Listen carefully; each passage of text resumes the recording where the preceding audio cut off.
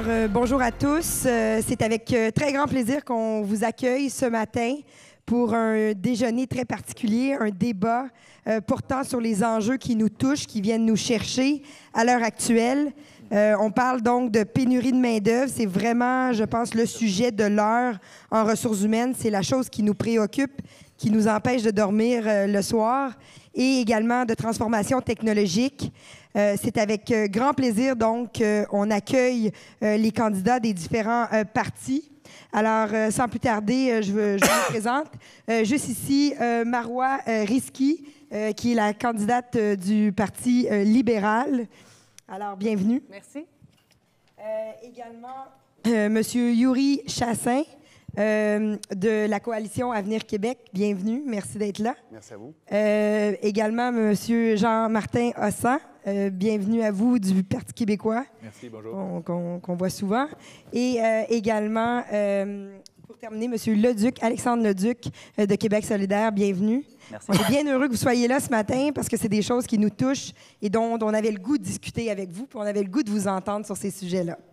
Alors, il y aura 3 grands thèmes qui vont nous occuper ce matin, qui sont particulièrement en lien avec nos préoccupations comme gestionnaire RH, les compétences recherchées pour le Québec du 21e siècle, une législation du travail équitable et compétitive, et enfin, des actions concrètes pour favoriser la participation de tous. C'est les 3 sujets qu'on abordera.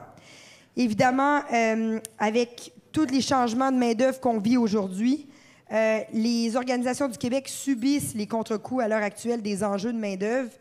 Et donc, c'est important pour continuer notre croissance économique, pour réussir nos projets dans nos entreprises et s'assurer de notre subsistance, que ces éléments-là, il y a des pistes de solutions qui soient apportées. Et donc, c'est pourquoi on a très hâte de vous entendre.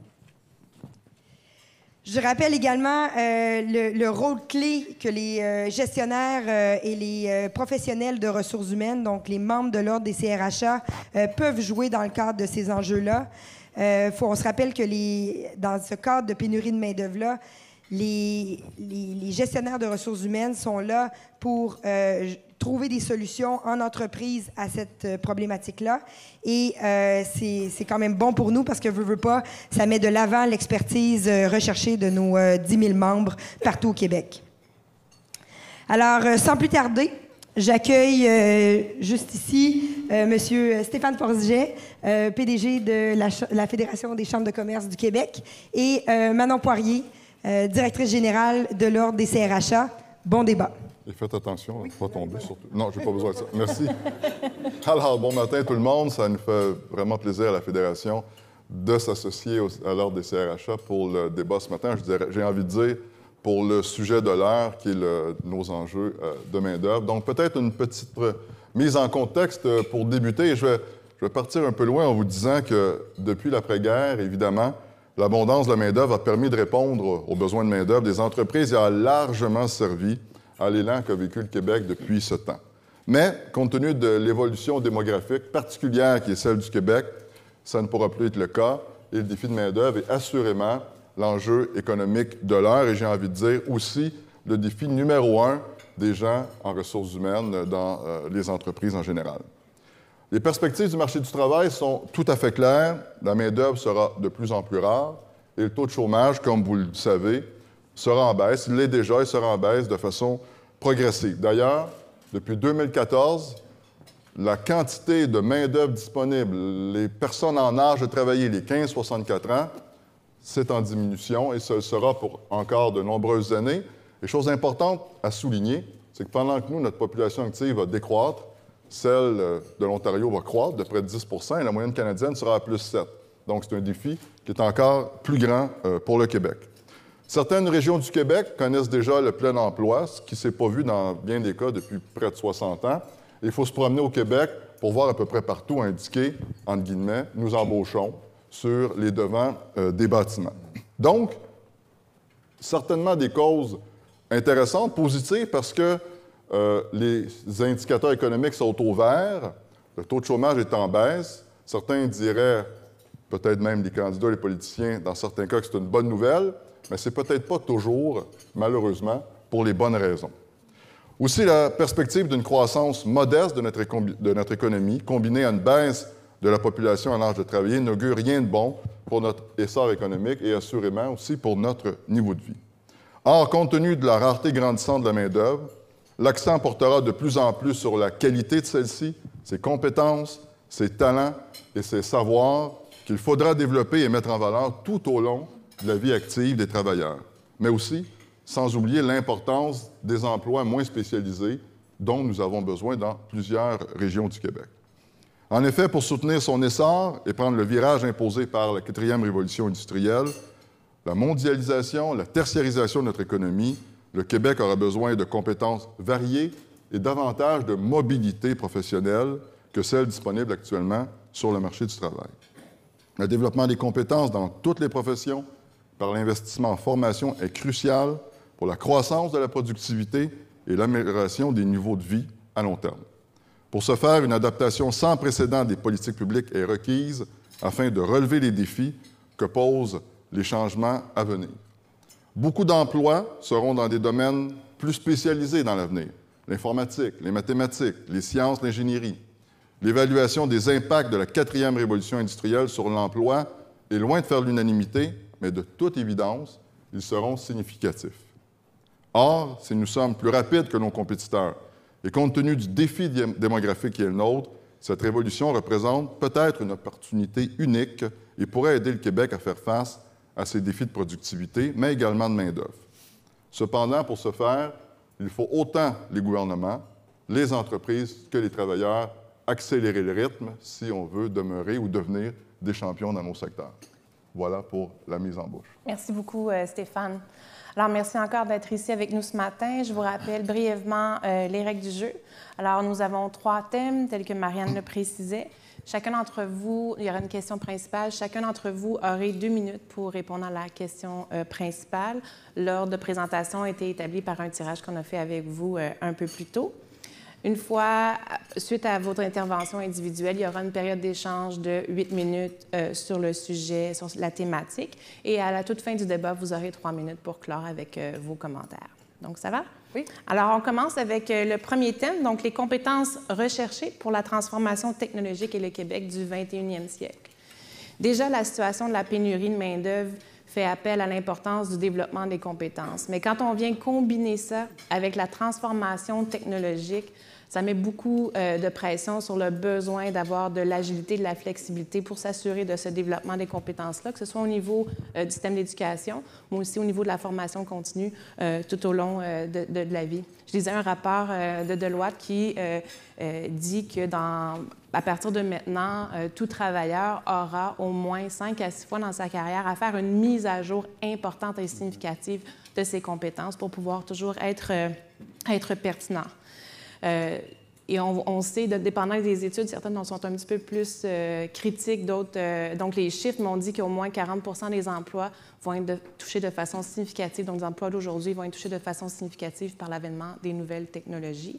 Et quand on pense spécifiquement à des gens dans le domaine informatique, donc c'est vrai pour tous les secteurs, mais dans le domaine informatique, c'est déjà très, très difficile d'aller chercher les compétences pour les organisations du Québec.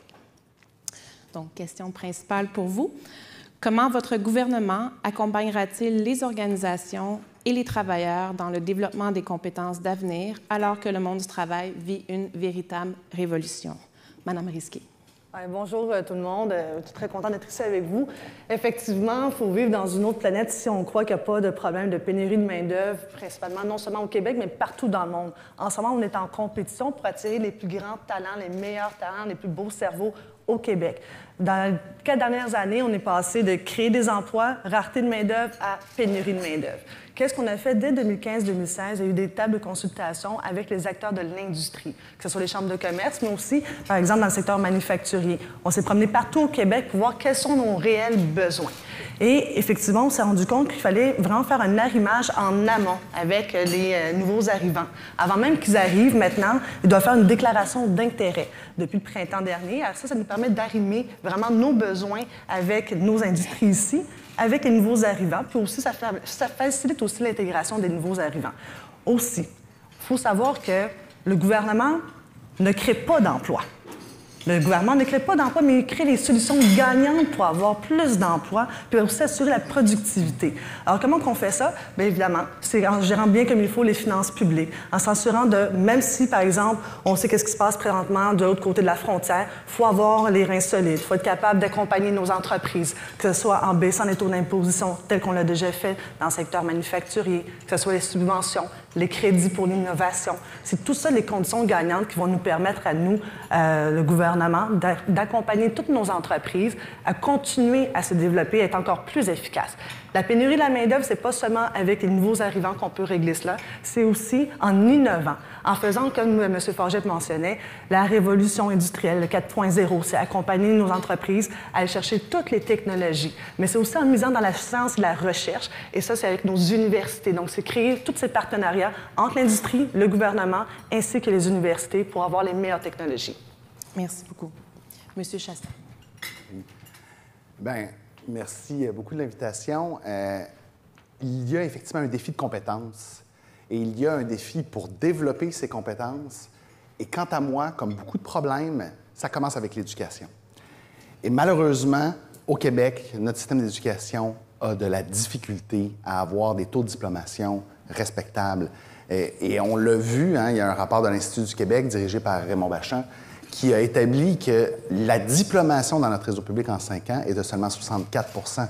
Ce sont 20 points de pourcentage en arrière de notre voisin, l'Ontario. Et malheureusement, on stagne. Malheureusement, après 15 années de gouvernance libérale, on n'a pas réussi à améliorer notre bilan là-dessus. Et quant à moi, ça, c'est dramatique parce que c'est là qu'il se perd des compétences. C'est là qu'il y a des potentiels qui ne sont pas pleinement exploités et qui, malheureusement, pourraient répondre soit aux pénuries de main-d'œuvre, mais soit aussi à une meilleure participation dans la vie économique et démocratique de notre société. Donc, on en échappe trop alors qu'on en a tellement besoin. Et je pense qu'il y a là vraiment un facteur ou enfin un champ où on doit intervenir beaucoup mieux. Et c'est, entre autres, ce qu'on propose. Tant à court terme, par exemple, d'augmenter d'1 heure par jour, dans le fond, de rajouter 1 heure par jour au secondaire pour permettre l'aide aux devoirs, pour permettre d'avoir davantage d'activités sportives et culturelles, qu'en amont, et là, c'est à plus long terme que ce sera payant, d'avoir des maternelles 4 ans. Et des maternelles 4 ans qui permettent spécifiquement d'avoir des ressources pour détecter plus tôt et intervenir plus tôt sur les troubles d'apprentissage. Il y en a, on est capable de le faire, mais malheureusement, à l'heure actuelle, et il y a des gens qui sont venus m'en parler, moi personnellement à Saint-Jérôme, des gens qui m'ont dit, écoutez, on a un diagnostic après un temps très long, ensuite on nous donne un rendez-vous pour dans des mois, alors que le temps compte. Quand on est, par exemple, un jeune enfant de 3 ans et demi, on doit intervenir tôt. Et des gens vont malheureusement au privé à un grand coût, et ceux qui n'ont pas les moyens se retrouvent le bec à l'eau. Alors, il y a dans le système d'éducation des solutions très concrètes à mettre en place pour réussir à combler ce besoin de compétences. Merci beaucoup. Monsieur Ossan. Merci. Bonjour tout le monde. Bien, parlant d'éducation, en fait, évidemment, si on parle des compétences d'avenir au Québec et de comment les acquérir, il faut se concentrer sur l'éducation dès le plus bas âge. Donc, il faut élargir le réseau des CPE. C'est là qu'on acquiert les fondements qui font qu'on peut ensuite bien apprendre. Il faut aussi, comme le Parti québécois le suggère, avoir un bouclier budgétaire en éducation. C'est-à-dire de mettre en place une loi qui fait en sorte que plus aucun gouvernement, quel qu'il soit, quelle que soit sa couleur, ne pourra couper en éducation parce que c'est fondamental à la société. En temps de ralentissement économique, on verra restructurer les autres ministères, mais le ministère de l'Éducation doit être immunisé contre les coupures gouvernementales. Et quand on parle de volonté politique en éducation, on ne peut pas promettre des baisses de taxes de 1,3 milliard et dire qu'on va ensuite réinvestir en éducation. Il y a une simple question de comptabilité ici, et ceux qui veulent vous vendre ça devraient eux-mêmes retourner à l'école, je pense, parce que mathématiquement, ça ne marche pas. Et il y a aussi le virage numérique qui va être fondamental. Quand on parle de compétences d'avenir, on parle de numérique souvent. Tout va être numérisé, pas simplement les entreprises ou les ordinateurs, mais tout ce qu'on fait est numérisé de plus en plus. Donc, ce virage-là est très important à prendre. Donc, non seulement sur le plan d'éducation, il faut orienter les jeunes vers le numérique. Et aussi, il y a des organismes communautaires qui font un travail magnifique dans ce domaine-là, des organismes comme Fusion Jeunesse, que vous connaissez sans doute, qui font un appariement entre les universitaires et de jeunes étudiants pour les garder intéressés à l'académique ou à ce qu'ils vont faire plus tard dans leur vie. Et ces organismes-là, on veut les soutenir beaucoup plus fortement. Un petit feedback. Ces organismes-là, on veut les soutenir plus fortement, donc on veut dégager 200 millions de plus pour les organismes communautaires, entre autres en éducation. Et il ne faudra pas oublier aussi le virage écologique. Si on veut faire un virage écologique sérieux et fort, il faut faire en sorte que les gens aient les compétences pour ce virage-là. Donc, il faut investir massivement aussi dans la modernisation de toutes nos industries, nos entreprises, vers le virage écologique. Ce sera nécessaire pour le 21e siècle, il n'y a aucun doute là-dessus.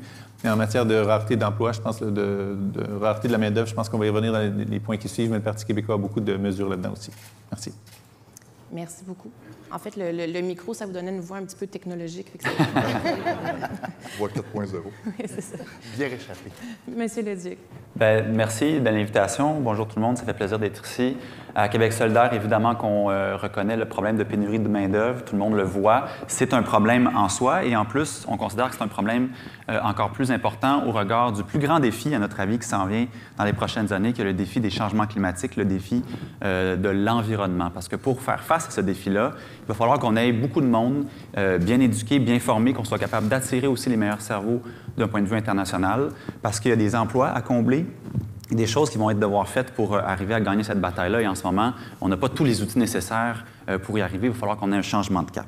Sur la question de l'éducation, justement, Québec solidaire, vous le savez, on pense que les tarifs sont une barrière à la poursuite des études jusqu'à le plus haut niveau qui soit, c'est-à-dire le doctorat. On a donc mis de l'avant une proposition de gratuité scolaire du CPE au doctorat. On pense être en mesure de favoriser le plus possible les plus longues carrières scolaires qui soient et l'éclosion des meilleurs talents ici au Québec. On veut également parler d'éducation, mais de manière plus large. Dans mon quartier, à Hochelaga-Maisonneuve, il y a 3 écoles primaires qui ont fermé en même temps à cause de la vétusté de l'immeuble. Il y avait des moisissures. Alors, c'est des enfants qui ont dû aller faire leur parcours scolaire complet à l'extérieur du quartier. C'était tout le concept de l'école du coin là, qui leur était nié, en fait. Et on a donc dégagé des sommes importantes pour reconstruire nos écoles, en particulier ici à Montréal, qui sont dans des états lamentables. C'est une chose des écoles, c'est une chose ensuite la mobilité, le transport des employés, des personnes qui vont aller devoir remplir les postes qui sont ouverts. À Québec solidaire, on prend ça au sérieux. On a fait une grande annonce qui s'appelle le Grand Montréal Express, où on a plusieurs nouvelles stations de métro, plusieurs stations, des lignes d'autobus, pardon, et on pense être en mesure de favoriser le transport collectif, favoriser la mobilité durable à l'intérieur de Montréal, et également en région aussi. On veut nationaliser le transport interurbain parce que malheureusement, le privé n'a pas été capable de livrer la marchandise et plusieurs régions sont délaissées en ce moment en matière de transport collectif. Alors, j'ai bien hâte d'en débattre avec vous aujourd'hui et merci encore pour l'invitation. Merci beaucoup.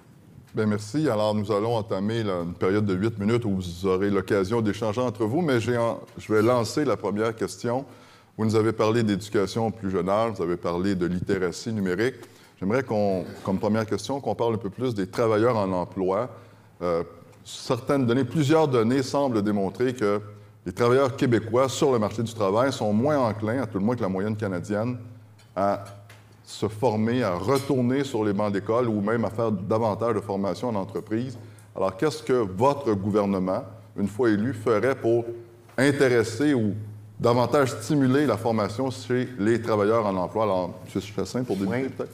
Parce qu'il y a quand même, effectivement, une mesure qui existe dans la loi du 1 où on a un fonds, finalement, de développement des compétences, mais qui est très peu transparent. On voit beaucoup d'entreprises qui préfèrent payer, finalement, dans le fond, que de donner eux-mêmes la formation. Alors, il y a clairement un problème. Je pense qu'il y a moyen de réévaluer ça et de donner davantage d'outils pour que, effectivement, les jeunes, les jeunes et les moins jeunes sur le marché du travail puissent continuer de se former et puissent aller chercher des compétences qui sont en demande. Et parfois, on a l'impression que ça ne fonctionne pas très rond. Alors, évidemment, il y a un besoin d'évaluation, il y a un besoin d'actualisation, je pense, à ce niveau-là, et aussi de permettre d'avoir davantage d'adéquation entre les formations et les emplois qui sont disponibles, de bien comprendre qu'est-ce qui se passe. Donc, il s'agit de bien étudier vos situations, mais d'agir davantage, par exemple, pour certaines formations professionnelles, certaines formations techniques. On a souvent cité le cas de l'Allemagne comme étant exemplaire à ce niveau-là. Et à ce moment-là, on a des pistes de solutions qui sont drôlement intéressantes. Mme Risky, est-ce que vous partagez l'opinion de M. Chassin? Pas tout à fait, mais ce que j'ai envie de dire, c'est que tantôt vous disiez que dans une vie d'une personne, c'est 5 à 6 fois, des fois, qu'il doit retourner faire une formation. Moi, je suis fiscaliste, puis j'ai l'impression que c'est à tous les jours que je dois faire ma formation. Alors, je comprends parfaitement, mais on le voit même maintenant dans nos écoles, dans les cégeps et dans l'université, on le véhicule déjà. Je suis professeur à l'université, on leur dit toujours, nous, on leur vous donne 50 de la solution, mais l'autre 50 c'est de la formation continue. Alors, c'est là-dessus qu'on doit continuer à investir, c'est dans la formation continue. Et c'est aussi avec les autres professionnels qu'on doit travailler, mais aussi avec les corps de métier pour s'assurer que tous les outils sont là et qu'il y a de l'accompagnement nécessaire en matière d'argent pour que nos entreprises puissent libérer le temps pour l'employé pour qu'il continue à faire sa formation. Est-ce que nos institutions scolaires sont prêtes à répondre à cette demande? M. Hassan. Bien, en fait, moi, je voudrais revenir sur un appariement, en fait, entre les travailleurs qui se cherchent un emploi ou qui perdent leur emploi et la formation. Parce que le système idéal ferait en sorte qu'il n'y ait pas de chômage, en fait. Dès qu'on perd son emploi ou qu'on quitte son emploi, on retourne en formation ou en perfectionnement. Pour faire ça, par contre, il faudrait que ce soit le même gouvernement qui s'occupe des deux choses. Là, vous me voyez peut-être venir, c'est un débat pour une autre salle, peut-être un de ces quatre. Mais le fait que le fédéral contrôle la Caisse d'assurance chômage et que le Québec contrôle ou s'occupe de la formation de la main-d'œuvre, ça amène un système qui est moins qu'efficace et ces deux gouvernements-là ne sont pas toujours en accord. Donc, le jour où le même gouvernement s'occupera à la fois de la Caisse pour payer cette formation-là, on pourra faire comme dans certains pays scandinaves, entre autres, où quand on perd son emploi, c'est synonyme de formation ou de réorientation pour tout de suite être formé dans autre chose ou être perfectionné dans ce qu'on fait déjà. Donc ça, ce serait un système beaucoup plus intelligent, je pense. C'est une chose de vouloir que les gens aillent se former deuxième, troisième, quatrième fois, mais encore faut-il qu'ils soient en mesure de comprendre des textes complexes. Et au Québec, on a des taux d'analphabétisme fonctionnel ahurissants pour une société développée. Et on n'en parle jamais, malheureusement. La semaine dernière, il y avait la journée contre l'analphabétisme. Ça a été à peu près souligné par personne. Pourtant, c'est un problème criant. Bien sûr, il faut investir dans une université. Bien sûr, il faut investir dans des programmes de pointe. Mais à la fin de la journée, il faut aussi penser à l'ensemble de la population. Il y a des quartiers, j'en reviens encore avec le même, où il y a des taux de chômage assez élevés. Il y a des régions au Québec qui ont également des problèmes de ce genre-là. Mais si on n'a pas, à la base, une majorité de personnes qui sont capables de lire des textes complexes, ne serait-ce qu'un article de journal, sont capables de lire, mais est-ce qu'ils peuvent le comprendre? Là, on part de trop loin. Et il y a des groupes populaires en alphabétisation au Québec qui font du travail extraordinaire, mais qui sont fondamentalement sous-financés par l'État. Et moi, je pense que si on est sérieux dans cette ambition-là, de gagner la bataille contre la pénurie de main-d'œuvre, il faut commencer à la base avec l'alphabétisation populaire. Oui, c'est d'ailleurs pourquoi le Parti québécois suggère une décennie d'alphabétisation. J'ai parlé tantôt du bouclier budgétaire en éducation, donc on ne pourra plus jamais réduire les budgets d'éducation. Ils vont croître au moins au rythme des coûts du système. Et on voudrait aussi mettre en place, comme ils ont fait en Écosse, une décennie concentrée sur l'alphabétisation de la population en milieu de travail et en milieu scolaire, évidemment. Et ça a permis en Écosse de réduire drastiquement le taux d'analphabétisme. Et c'est vraiment un projet qu'on veut mettre de l'avant au Parti québécois. Bien, écoutez, moi, je vous entends, puis... Je vais faire ça brièvement, parce qu'effectivement, justement, on en échappe. Et à l'heure actuelle, c'est un drame qu'on ne puisse pas leur donner, ne serait-ce que les outils pour continuer leur formation. Et je trouve aussi qu'il y a, dans le milieu communautaire, des ressources fantastiques pour faire avancer cette cause-là. Malheureusement, et je suis sûr que vous en êtes conscient, il y a beaucoup de groupes communautaires qui me parlent le changement de cap, disons, dans leur financement. Donc, il y a de moins en moins de financement à la mission et de plus en plus de financement, finalement, par projet, ce qui écrase les groupes communautaires sur une espèce de bureaucratie, de formuler des rapports. Et ça, malheureusement, c'est complètement improductif, tant pour le gouvernement, qui, par ailleurs, doit compiler tous ces rapports-là, les lire, etc., que pour les groupes communautaires qui perdent un temps précieux au lieu d'être avec les gens qu'on doit aider finalement assis devant leur bureau, leur ordinateur, à remplir des rapports. Donc, je pense qu'il y a aussi une solution intéressante pour la base, pour ceux qu'on échappe et de leur donner les premiers outils. Est-ce qu'il y avait quelque chose dans le cadre financier pour les groupes communautaires en alphabétisation? En fait, justement, de changer cette réglementation-là, c'est drôlement intéressant parce que ça leur donne, avec les mêmes ressources, la capacité de faire plus. Il y a besoin de plus de ressources faire plus, faire mieux. Oui, mais il y a besoin de plus de ressources quand même à la base. Faire plus, faire mieux avec moins, hein, parce que décidément, si on baisse les impôts, on en a moins. Moi, ça me touche particulièrement, cette question, M. Leduc, parce que ma propre mère était analphabète. Pas analphabète fonctionnelle, analphabète. Et on a grandi justement dans Hochelaga, 4 enfants, et il existe déjà, évidemment, des mesures. Ma mère a pu retourner à l'école, elle a pu se trouver un emploi, elle est devenue entrepreneur. Puis moi, bien, la petite fille d'Hochelaga, je l'ai faire un doctorat.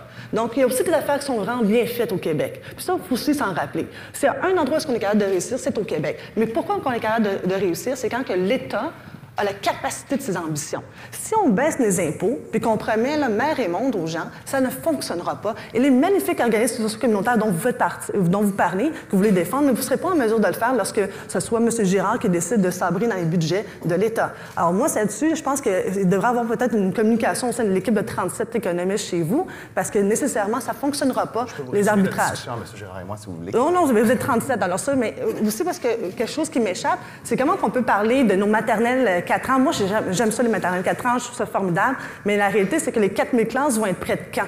Ils vont être prêtes beaucoup trop tard. Parce que là, c'est maintenant que nos industries ont besoin de main-d'œuvre. C'est pas en 2030. On est en 2018, il y a un besoin criant. Et les 3 autres parties ne parlent pas de l'immigration. Alors que si aujourd'hui, on prend ce que la CAQ voudrait faire, baisser près de 25 % le nombre d'immigrants, la réalité est la suivante. Ça ne sera pas en matière de réfugiés, parce que ça, c'est Justin Trudeau, puis tout le monde connaît là-dessus où est-ce que Justin Trudeau loge. On ne baissera pas le nombre de réfugiés. On ne baissera pas non plus la réunification des familles. C'est aussi de compétence fédérale. Mais c'est au quoi? Au niveau des travailleurs économiques, des investisseurs économiques, ce dont on a besoin pour l'élan économique. Alors là, ici... juste préciser une chose, parce qu'on reviendra sans doute sur l'immigration, mais c'est là où je décroche, parce que ça fait 15 ans que vous êtes au pouvoir, et ça fait au moins 20 ans qu'on parle de la pénurie de main-d'œuvre appréhendée, parce qu'on sait que... Non, on parlait de rareté, puis on manquait d'emploi. En 2014, on a pris 250 000, c'est pas 15 ans. Et vous n'avez rien fait, malheureusement. Alors, évidemment, on se retrouve avec un problème. Et à mon avis, il y a quelque chose qui est assez simple à comprendre. On va faire 2 débats simplement, on va jaser à la moitié gauche. Pour terminer la moitié droite, mon idée, il y a quelque chose d'assez simple à comprendre. Quand il y a de la bureaucratie, quand il y a des économies à faire, puis qu'on la réduit, mais ça permet effectivement à la fois de remettre de l'argent dans la poche des contribuables et à la fois de donner de bons services. Et c'est ça qu'on propose à la CAQ. Alors, comme on veut juste un débat, quelques mots peut-être pour conclure sur ce moi, point. J'aimerais dire une chose, rapidement. que M. Chassin vient juste de mentionner, baisser les taxes. Ça faisait clair, dans l'illusion que ça redonne de l'argent aux citoyens, ça, c'est un mensonge éhonté qu'il faut combattre. Quand on baisse les taxes, on coupe des services, et les services que les gens doivent se payer au privé parce qu'ils n'existent plus au public coûtent plus cher au privé. Donc, baisser les taxes, ça ne met pas d'argent dans la poche des familles. Il n'y a pas de gaspillage, là. Il y a rien. Bien, écoutez, les 5 000 fonctionnaires, ils ne font pas aiguiser des crayons, eux autres. Mais il y en a dans le privé autant que dans le public. Il faut arrêter de démoniser le secteur public, que c'est pas efficace. Mais c'est pas démonisé, on veut qu'il soit efficace. C'est ce que vous faites. Messieurs, s'il vous plaît, dernier mot pour M. Leduc, sur ce thème. Très rapidement, j'ai parlé de gratuité scolaire tantôt et vous avez peut-être remarqué que cette semaine, le programme de Québec solidaire est très populaire. On pige allègrement dans nos idées. On a parlé de les frais de transport réduits avec M. Couillard. On a aussi également parlé de santé dentaire. Alors, on était bien contents. Et Mme Risky, quand vous avez fait le saut en politique, vous avez parlé que vous vouliez convaincre M. Couillard de la gratuité scolaire. Donc, je me demandais comment était rendu votre programme à ce sens. J'attends l'annonce de la gratuité scolaire de M. Couillard d'ici la fin de la campagne. D'accord. Parce qu'on a besoin... Vous y reviendrez dans le prochain. On m'a interpellé, je réponds en 5 secondes. Vous y reviendrez dans le prochain. Ce que j'ai dit, c'est que moi, j'aspire qu'un jour, on soit capable. Et comment je vais le faire? Je vais faire la lutte contre les paradis fiscaux. Je vais chercher l'argent des multinationales étrangères qui ne payent pas d'impôts pour pouvoir ramener cet argent ici au Québec. C'est comme ça que je vais le faire. Merci, Mme Risky. Alors voilà, donc on voit que c'est une discussion animée qui est débutée. Tout le monde est réveillé, là, je pense. Nous allons toucher un deuxième thème important. On va parler un peu de législation du travail, normes du travail, conditions et qualité de vie au travail. Je peux certainement affirmer, en tout cas d'un point de vue statistique et de comparaison, que nous avons au Québec une législation du travail qui est particulièrement généreuse. Cela dit, des bonnes conditions de travail, essentiellement, c'est important quand on veut, surtout dans un contexte de pénurie de main-d'œuvre, retenir notre main-d'œuvre ou à tout le moins en attirer d'autres, ça, il n'y a pas de doute. Et on est dans une ère où la conciliation travail, vie personnelle, travail-famille est extrêmement importante. Cela dit, il faut viser un juste équilibre entre les lois du travail et la réalité des entreprises et du marché du travail. Vous le savez, nous avons au Québec une masse salariale, des taxes sur la masse salariale qui sont beaucoup plus importantes que dans le reste du Canada et assurément plus que nos voisins américains. Nos entreprises ont un défi de main-d'œuvre, mais aussi de compétitivité. Alors, pour débuter ce bloc, première question pour vous, et je vais commencer par M. Leduc. Dans ce contexte, quels gestes poseriez-vous en priorité afin de permettre aux employeurs québécois de faire face à cette nouvelle hausse d'exigences réglementaires et financières, notamment due à la révision des normes du travail récemment, et à la compétition des autres provinces canadiennes et bien sûr de nos voisins américains. Alors en 2 minutes pour débuter, M. Leduc, suivi M. Hossan, M. Chassin et Mme Risky. On l'a vu dans les dernières semaines, particulièrement dans le réseau de la santé, il y a une crise du personnel, il y a une fatigue généralisée. L'austérité, les compressions budgétaires ont fait mal. Cette crise-là n'est pas unique au secteur public. Il y a beaucoup d'absentéisme également, des congés de maladies qui se multiplient dans le secteur privé également. Et cette crise-là, il faut y faire face. Il faut prendre des mesures pour faire en sorte que les gens aient plus de temps libre, du temps en famille, du temps en couple, du temps seul aussi, pour se reposer à la maison. Et cette conciliation-là de travail, famille, travail politique, travail, etc., doit être mise de l'avant, doit être mise au centre de la discussion sur la question des normes du travail. Il y a une réforme qui a été faite. Je pense qu'on a eu des avancées, mais nous, on va aller encore plus loin parce qu'il y a des choses qui sont insuffisantes, notamment les semaines de vacances. En ce moment, la réforme dit maintenant qu'on peut avoir 3 semaines, mais après 3 ans de travail de service continu, c'est pas suffisant. On veut monter à 4 semaines dès la première année de service continu. On veut rajouter 5 jours de congés payés pour responsabilité familiale. En ce moment, il y en a des jours, mais elles ne sont pas rémunérées. On veut introduire un droit à la déconnexion, parce que souvent, ce qui fait en sorte qu'on peut être fatigué, c'est qu'on a le travail qui nous suit à la maison, hein, avec nos petits gadgets, là, nos téléphones cellulaires intelligents, nos courriels. On peut se faire interpeller à toute heure de la journée, de la nuit, la fin de semaine. Fait qu'on est toujours aux aguets. Et ça pèse sur l'esprit, sur la fatigue mentale. On veut évidemment hausser le salaire minimum à 15 $ l'heure. On aura l'occasion d'en débattre avec mes collègues ici, je l'espère. C'est une mesure fondamentale. En plus que l'Ontario a fait une hausse similaire et il n'y a pas eu de conséquences négatives sur l'emploi, sur les prix, sur l'indexation. Bref, tout va bien là-bas. Il faut revoir également nos politiques en matière d'harcèlement au travail, autant harcèlement psychologique qu'harcèlement sexuel. Et finalement, un enjeu qu'on ne traite jamais, c'est la question de la santé et sécurité au travail. Quand la loi a été adoptée à la fin des années 70, on a divisé le milieu du travail en 6 secteurs et on s'est dit qu'on va les appliquer progressivement. Au début, on en a appliqué 2, 2,5 selon comment on le voit, là, mais on a stallé là, on est resté figé là et aucun des partis, autant le Parti québécois que le Parti libéral, a décidé de progresser, ce qui fait en sorte qu'aujourd'hui, 86,4 % des travailleurs et travailleuses ne sont pas couverts par la politique de prévention de la santé et sécurité et ça, c'est un problème selon nous. Alors, merci. M. Hossan, 2 minutes à vous. Oui, bien, le Parti québécois veut s'attaquer tout d'abord au non-respect du salaire minimum et des congés non payés, des heures supplémentaires non payées. Il y a encore un travailleur sur 5 à peu près au Québec qui serait victime de ça, chez les non-syndiqués, évidemment. Donc, on veut s'attaquer à ça. C'est une condition de base, en fait, du respect des travailleurs. Aussi, on veut mettre en place une assurance collective pour les travailleurs autonomes. Donc, il y a trop de gens qui se créent leur propre emploi, qui n'ont pas de filet de sécurité comme d'autres en ont. Dans de plus grandes entreprises, ont plus de chances d'avoir ces systèmes-là. On veut créer une assurance collective pour les travailleurs autonomes. Le salaire minimum à 15 $ de l'heure, on est totalement pour, évidemment. Ceux qui pensent que ça coûterait trop cher, c'est pas vrai. Ça mène à un pouvoir d'achat augmenté qui favorise encore une fois les revenus des entreprises qui sont mieux équipées pour payer ces salaires-là. Et c'est pas normal au Québec, dans une société évoluée comme la nôtre, qu'un gouvernement fixe un seuil de faible revenu officiel et qui détermine que le salaire minimum vous placera en dessous de ce seuil de pauvreté-là qu'on appelle. C'est un manque de logique totale, donc il faut rehausser ça. Et c'est pas une catastrophe du tout, comme Alexandre l'a dit. Il y a des endroits où ça s'est fait et la catastrophe annoncée, qui était souvent du côté patronal comme argument, ça s'est pas du tout avéré. Puis c'est pas normal que dans la dignité minimale d'une population, on les laisse sous le seuil de la pauvreté. Donc il faut travailler là-dessus. Les cours d'éducation sexuelle et au respect doivent commencer dès le primaire, secondaire et se poursuivre pour que les gens, quand ils arrivent en milieu de travail, aient acquis ces compétences-là, ces connaissances-là et ce respect naturel-là. Donc, il faut vraiment mettre ça en place. Et on veut favoriser le télétravail au Parti québécois. Dans la société du 21e siècle, le télétravail va être une façon de réduire la congestion, une façon d'avoir plus de temps de famille. On veut que d'ici 2025, il y ait 200 000 travailleurs, travailleuses de plus qui travaillent de la maison. Ça va augmenter leur qualité de vie, ça va aussi augmenter leur productivité.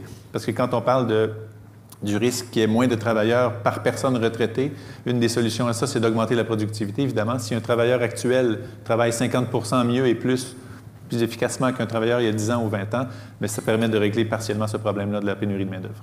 Merci, M. Chassin. Je suis content d'entendre le mot productivité dans votre bouche, M. Hossan, parce qu'effectivement, on a un problème. Et là, je veux vous citer 3 chiffres pour étayer un peu ce diagnostic-là en matière de compétitivité. Au Québec, notre niveau de productivité a 15 % de retard sur la moyenne canadienne. Donc, évidemment, ça veut dire qu'on a une responsabilité. On sait que dans les entreprises, il y a énormément d'efforts qui se font pour améliorer la productivité, mais c'est toujours difficile. Alors, 15 de retard de productivité. 15 des investissements au Canada se retrouvent au Québec, ce qui est beaucoup moins que notre poids démographique, ce qui est beaucoup moins aussi que notre poids économique. Les investissements privés, c'est la clé pour augmenter la productivité. Donc, 15 Alors, 15 de retard de productivité, 15 des investissements, puis j'ai envie de vous donner 15 ans de gouvernement libéral. Donc, évidemment, il y a là un retard et un problème de compétitivité qu'il faut résoudre. Il faut attirer davantage d'investissements pour contribuer à ce que les entreprises qui ont des projets, et il y en a des projets, il y en a de la créativité, il y en a la possibilité de développer, par exemple, des marchés à l'étranger. Et à ce moment-là, on doit compter sur un facilitateur. Le gouvernement a, en Investissement Québec, un bras financier qui peut être puissant. Si seulement il va sur le terrain, si seulement il va à la rencontre des entreprises, et pas que dans le secteur manufacturier. Il faut que les gens soient capables de rencontrer Investissement Québec sans passer par un processus long, ardu et finalement réservé à des gros joueurs trop souvent. Dans les régions, les entreprises attendent la visite de gens qui pourraient les aider et à ce moment-là, ce serait un merveilleux levier financier. Merci, Mme Risky. 2 minutes à vous sur les lois du travail, les normes et autres. Bien, écoutez, moi, j'ai rencontré des entreprises, évidemment, dans Saint-Laurent. J'en ai plusieurs. J'ai un parc industriel. J'ai rencontré Mme Gagnon, vice-présidente de chez CAE. Puis ils me le disent que les autres, ils sont capables d'attirer des employés. Il en manque quand même. Puis la vérité, c'est que c'est la chose suivante. C'est que oui, c'est 3 semaines de travail, ils sont contents. Mais le gros problème, c'est qu'après ça, ils ont difficulté à garder leurs employés à cause de la mobilité. Ils ne sont pas en mesure d'avoir du transport jusqu'à l'entreprise, qui est vraiment plus efficace que de pris dans la congestion. Donc ça fait partie aussi de la solution, d'avoir beaucoup plus de transport. Le REM, évidemment, ça nous aide beaucoup dans Saint-Laurent. Mais là, on est en train de regarder ce qu'on peut prolonger, justement, en demandant en caisse de dépôt, si on peut aller plus loin, jusqu'à Mirabel, par exemple. Puis je compare avec les États-Unis. Je comprends que des gens qui donnent des chiffres à 3 heures pour le taux horaire à 15 $. Mais il faut aussi rester compétitif. Puis regardez aussi le salaire moyen au Québec. Il est à 25 $ présentement au Québec, le salaire moyen. Alors, c'est là-dessus que nous, on regarde comment on fait pour aller augmenter le salaire minimum progressivement avec la capacité des entreprises. Parce que ce n'est pas toutes les entreprises qui sont des multinationales ou des PME. On a aussi des petites entreprises qui, eux, là, c'est le propriétaire unique qui doit choisir s'il travaille 7 jours sur 7 ou s'il est capable d'embaucher quelqu'un pour la fin de semaine. Alors, ça aussi qu'on garde en tête. Au niveau de garder nos employés au Québec, parce qu'évidemment, la concurrence de la main-d'œuvre, ça fait en sorte là, que même l'Ontario vient chercher nos cerveaux ici, ou même les États-Unis essaient de désaccaparer nos cerveaux. Alors, on regarde sur la flexibilité. Le congé parental qui a été bonifié. Ça permet aussi à nos travailleurs de dire c'est une bonne idée de rester au Québec, j'ai un congé parental qui n'est pas aussi généreux aux États-Unis.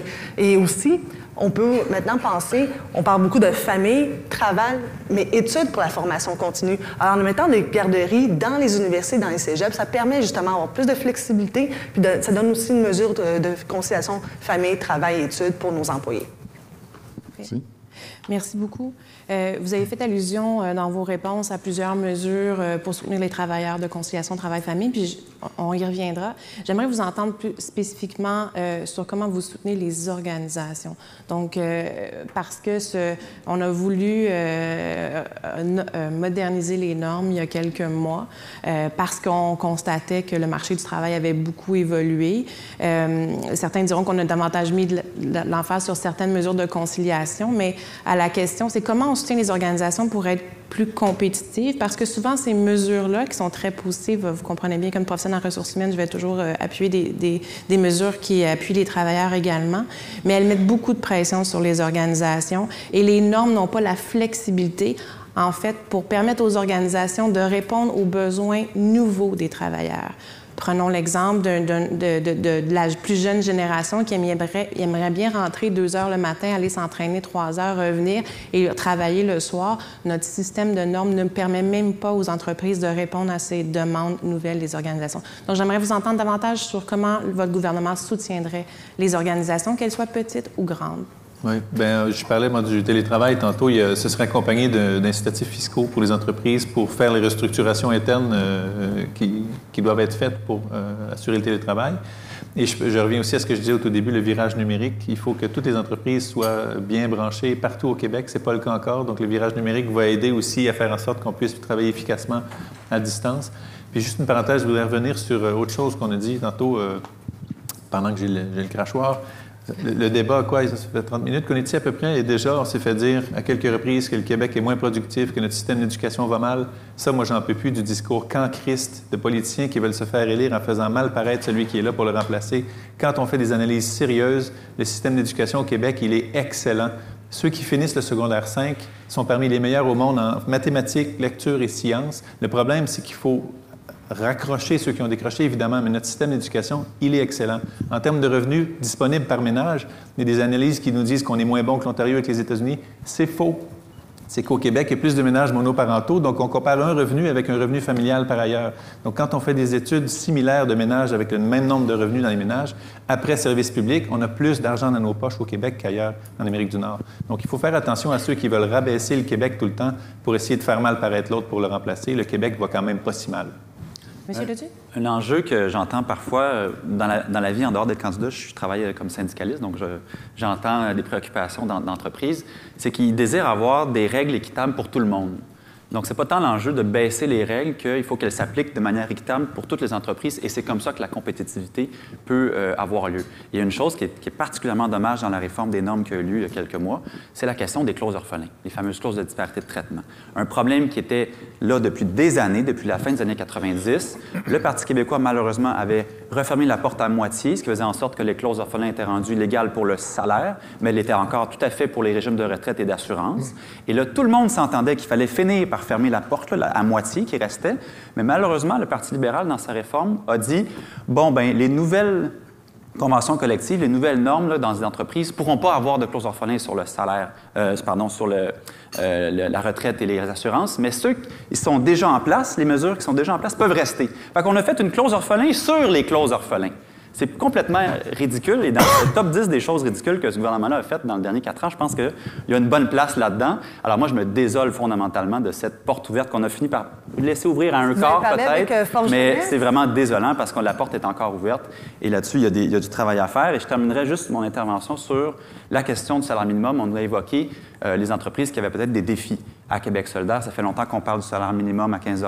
On a entendu beaucoup de préoccupations et on a décidé de faire un fonds de 100 millions par année sur 5 ans pour peut-être les petites et moyennes entreprises qui auraient des défis pour y arriver avec leur structure salariale, même si on pense à même l'expérience ontarienne qu'il n'y aura pas de problème majeur.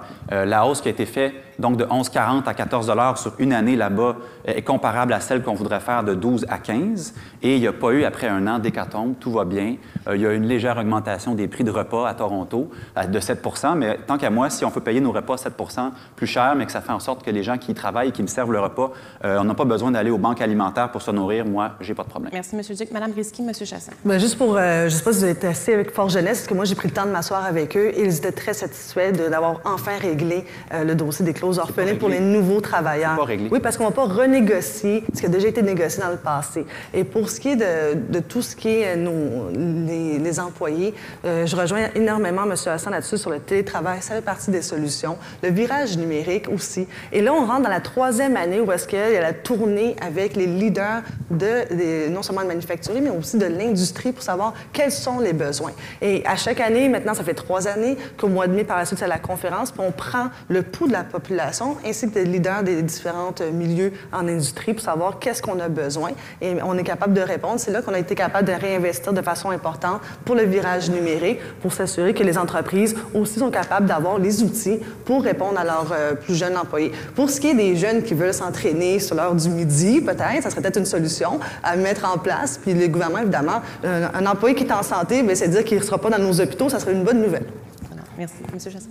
Il y a, je pense, dans l'approche des législations du travail, notamment des normes du travail, il y a parfois une tendance à mettre tout le poids sur les entreprises, sur les organisations, sur finalement l'employeur. Malheureusement, à mon avis, c'est un poids que beaucoup d'entreprises, puis notamment les PME, ont plus de difficultés à porter.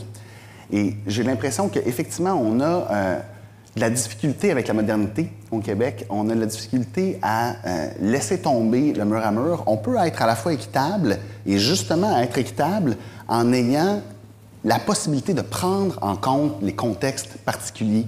Il y a des entreprises qui ne sont pas du tout similaires et qui ont malheureusement des règlements et une législation qui est trop uniforme. Alors, effectivement, je pense qu'il y a là des pistes intéressantes d'être plus flexible, de faire moins de mur à mur, de prendre en compte aussi que quand le gouvernement impose une nouvelle législation, impose une nouvelle norme, il y a des coûts et malheureusement, hein, le gouvernement s'en lave les mains.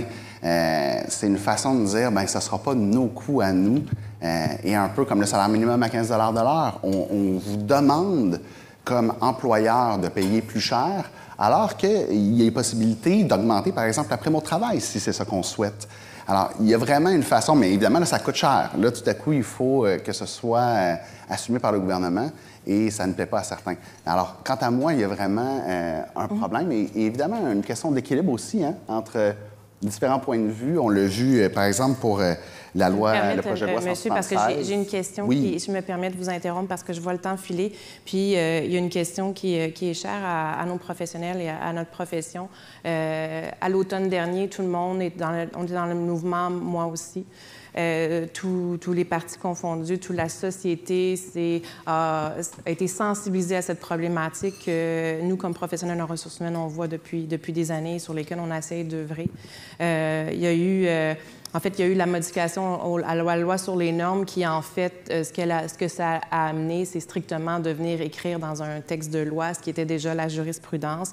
Certains d'entre vous y avaient fait allusion, mais j'aimerais ça vous entendre, chacun d'entre vous, sur quelles mesures très concrètes votre gouvernement va mettre en place pour envoyer un message fort, comme un peu le fédéral le fait maintenant, parce qu'ils sont très proactifs dans leur législation, sur le fait que les comportements inappropriés de harcèlement psychologique ou sexuel n'ont pas lieu d'être dans les organisations. Donc, je pourrais peut-être faire le tour dans l'ordre de Mme Risky.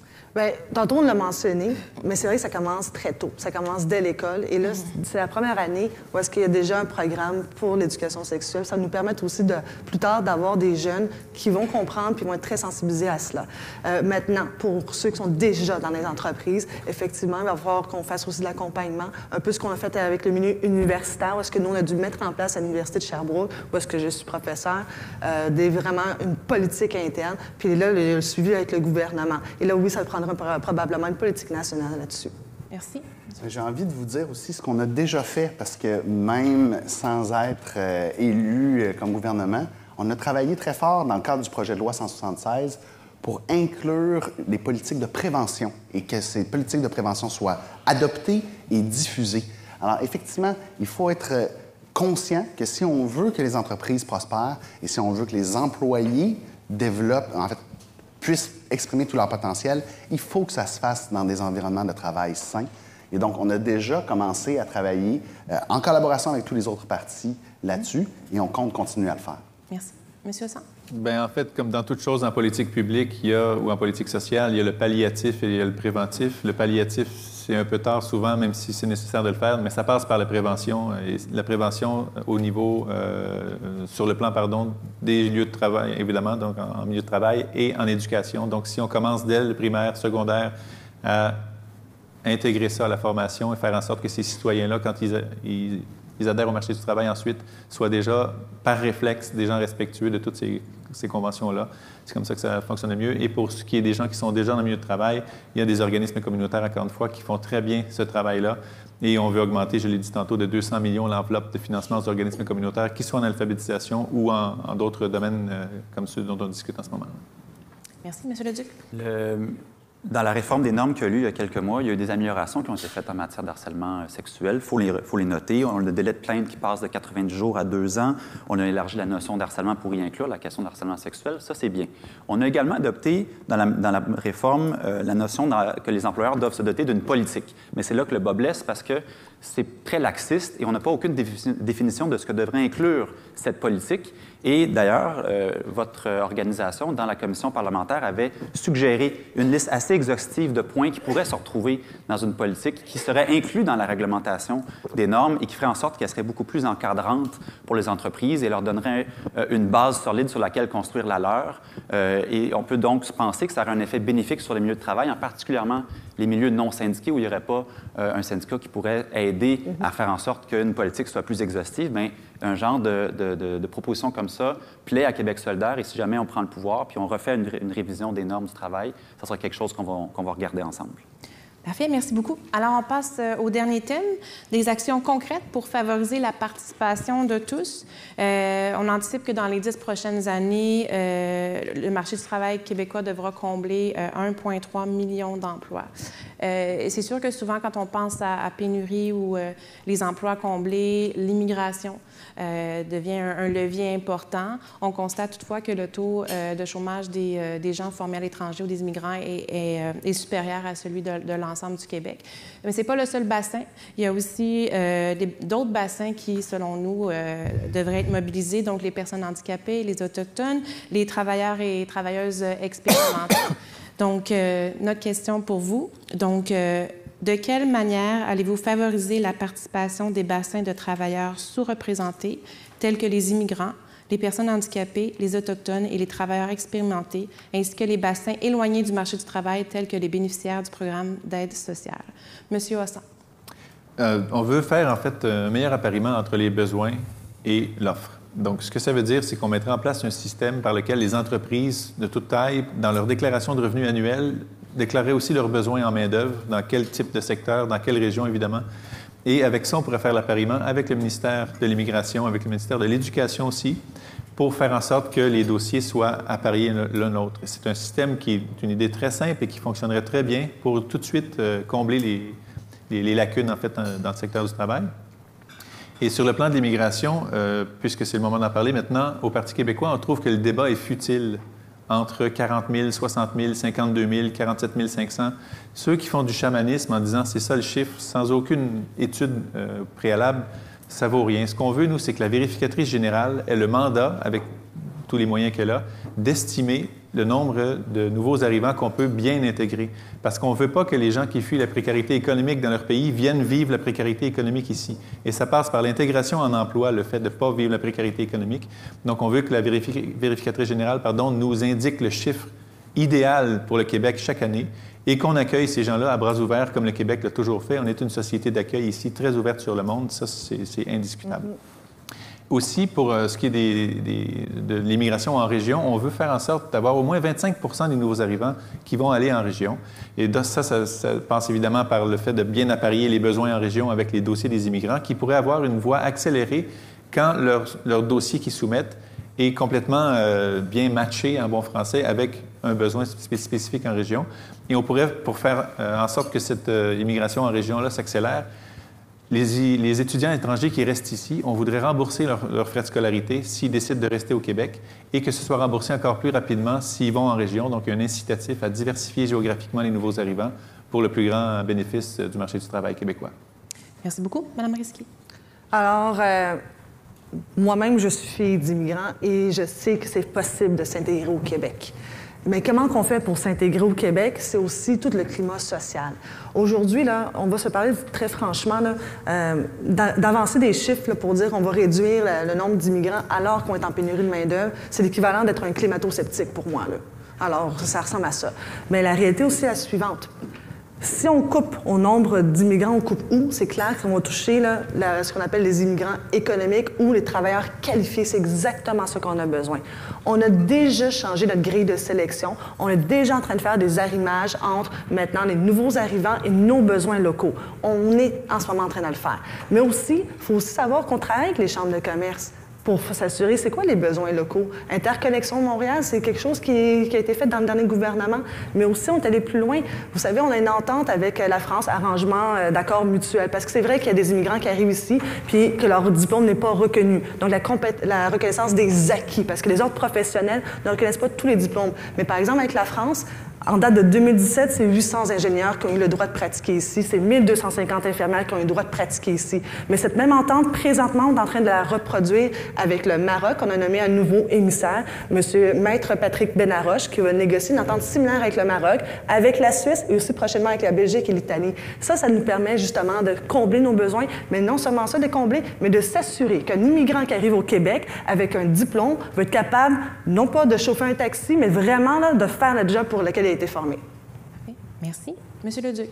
Pour répondre plus précisément à votre question, pour les personnes, par exemple, qui sont en situation de handicap, on propose de rehausser les budgets pour faire en sorte que l'ensemble de nos bâtiments, en tout cas le plus rapidement possible, soit accessible universellement, ce qui est loin d'être le cas en ce moment. Toujours dans la question des personnes sous-représentées, on veut également faire en sorte que le LSQ, la langue des signes québécoise, qui est une langue purement québécoise, inventée ici, parlée ici, soit reconnue comme langue officielle du Québec. C'est déjà le cas, paradoxalement, en Ontario, mais ça ne l'est pas ici. En termes d'embauche, on veut renforcer les normes du travail pour être encore plus sévère sur la discrimination à l'embauche.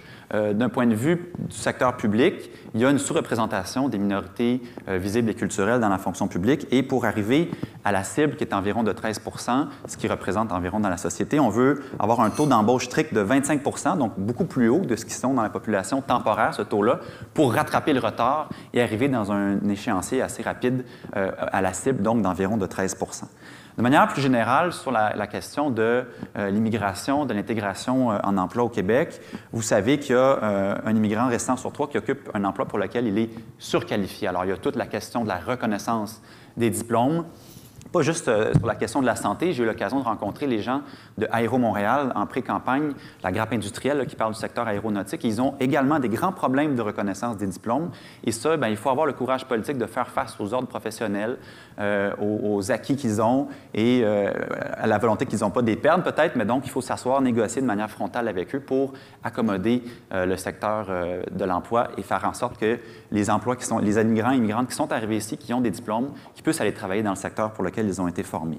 De manière plus large, on est très conscient qu'il faut aider l'immigration, les immigrants et immigrantes à arriver en région, là où il y a beaucoup de pénuries. Et on pense qu'un des outils les plus intéressants serait de recréer un peu ce qu'il y avait avec les COFI au tournant des années 2000, qui a malheureusement été aboli par le Parti québécois. Donc, on voudrait s'en inspirer et faire des carrefours d'accueil en immigration qui seraient un genre de guichet unique pour la francisation, pour rediriger les immigrants et immigrantes en région et leur offrir tous les services auxquels ils ont besoin pour vivre une vie pleine et sereine dans leur nouveau milieu de vie au Québec. Merci. M. Leduc. Alors, nous allons il y a ouvrir... M. Chassin. Oui, j'aimerais ça parler un petit peu. C'est très gentil. Il n'y a pas de problème. Surtout pas, vous en terminant. Oui.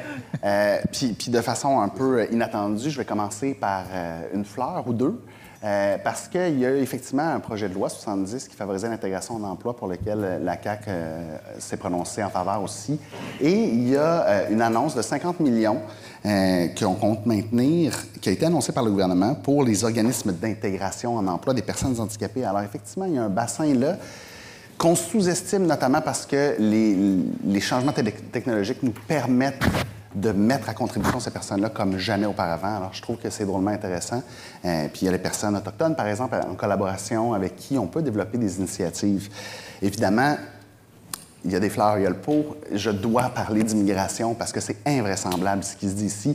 Alors, d'abord, rappelons-nous qu'il y a 26 % des immigrants qui, malheureusement, ne restent pas. Alors, quand on dit qu'on en intègre 50 000 plutôt que 40 000, bien, en fait, on n'en intègre pas 50 000. On en reçoit 50 000, mais on en intègre 37 000. Et encore là, effectivement, je suis d'accord avec M. Leduc, il y en a énormément qui travaillent et qui se retrouvent surqualifiés. Donc, on en a beaucoup parlé de la reconnaissance des compétences. On a peu fait. Ça prend un certain courage politique, ça prend une certaine ambition. À la Coalition Avenir Québec, on a cette ambition-là et c'est clair.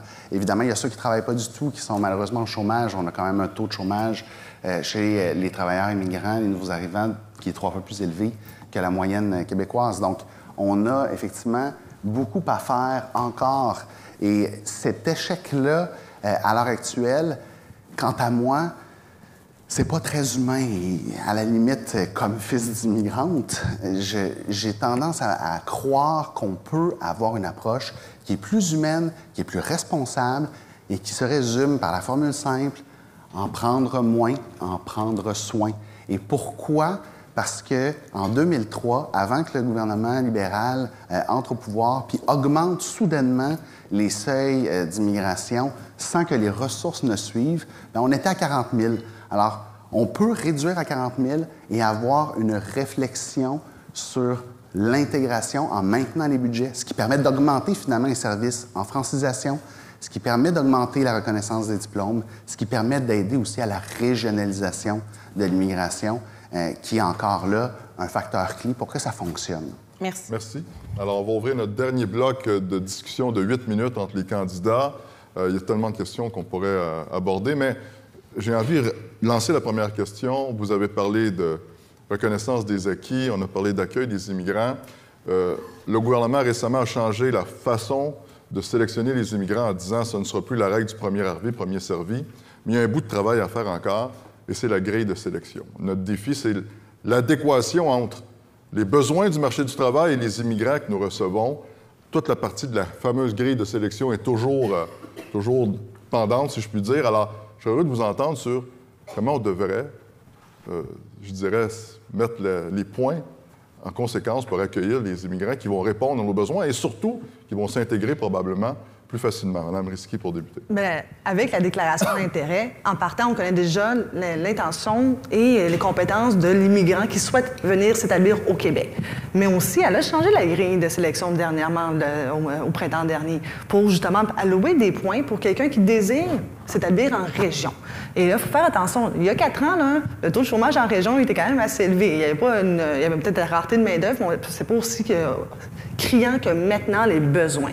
C'est maintenant que le maire Labaume dit, moi, j'ai besoin de 17 000, c'est pas une région, c'est quand même la capitale, là. Lui, Dijon, j'ai besoin de 17 000. Dans Beauce aussi, ils ont besoin des milliers d'emplois. À Sherbrooke, ils ont besoin des milliers d'emplois. Alors maintenant, on est capable aussi d'arrimer les besoins locaux.